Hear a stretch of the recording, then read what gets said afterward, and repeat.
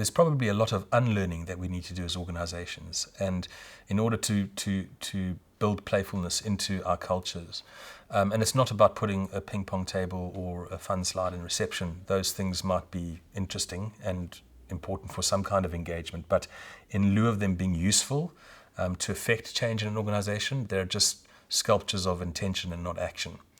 The corporate world has cognitively wired our brains to think in spreadsheets and in PowerPoint slides. And actually what we need to be thinking about is how do we bring more right brain stimulus to our meetings, when actually what we need to be doing is have more real conversations about more real issues. And out of those kind of conversations, if one can use play to stimulate those kind of conversations, new ideas emerge, new ways of thinking emerge. We get to know people in different ways, and we get to have new conversations which would never have happened if we stuck to the safety of our spreadsheets and our PowerPoint slides. And so breaking that, I think, is a really important way to bring playfulness into an organization.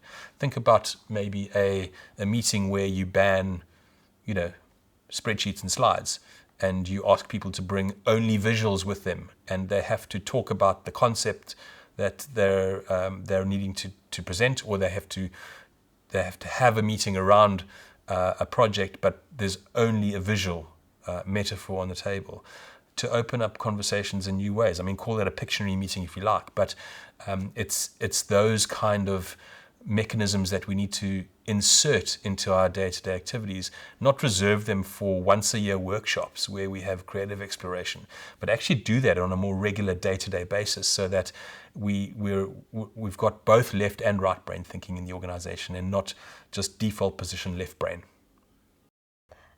So this probably sounds a bit cheeky, but if structure is how the organization is wired and how it excels, which makes sense, it's a lot of years of learning that have gone into creating these structured organizations. But for organizations that struggle with that, I would say build time in to diaries. Just like we create times for status and catching up, we can create time for exploration and creative brainstorming. Give it a name, give it a time in the diary, give it space, give it respect, and if that is a culture that's driven across the organization, I think it might kind of trigger that, or remind people what they should also be creating time for during the week.